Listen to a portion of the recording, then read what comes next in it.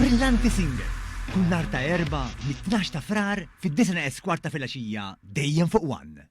Waqt is-seduta parlamentari 2 filgħaxija, segretarju parlamentari għall-Indafa Pubblika Glenn Bedingfield sostna li s-servizz tal-BCRS f'pajjiżna se jkun qed jibqa' jiġi mtejjeb mingħajr l-ebda frustrazzjoni żejda għan-nies. Dan isegwi dak li tenna l-Prim Ministru Robert Abela kif ikkundanna deċiżjoni tal-BCRS li hi responsabbli għall-Iskema Nazzjonali ta' Riċiklar tal-Fliexken li żid it-tariffi tagħha u enfasizza li l-operaturi għandhom itejbu s-servizzi qabel biss jikkonsidraw żidiet fl-ispejjeż għall-importaturi. Dr. Abela qal li l-Gvern kellu numru ta' laqat mal-konsorzju li jmexxi s-sistema dwar il-problemi li ltaqgħu magħhom il-konsumaturi waqt li nataw numru ta' possibiltajiet li jistgħu jsiru iżda qatt ma kienx hemm ftehim. Bedingfield aċċenna li l-prijorità tal-Gvern hi l-interess tan-nies.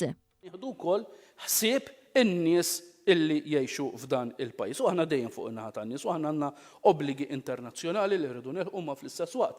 Għandna obbligu illi jkollna sistema tal-ġbir tal-Fliexken tal-BCRS li tkun sistema faċli u li tista' mingħajr ma ġib frustrazzjonijiet żejda għan-nies. Aħna rridu ntejbu dan is-servizz u nagħmluh aktar effiċjenti. Is-servizz tal-BCRS ġie mniedi f'pajjiżna fl-2022 bilan li jippromuovi aktar riċiklaġġ miri ambjentali sal-2026. Rapport fil-ħarġa ta' tlieta tat-Times indika li żewġ kumpaniji H2Only u Husky diġà deċidew li jżidu l-prezzijiet fuq ċerti prodotti bħala riżultat tad-deċiżjoni tal-BCRS.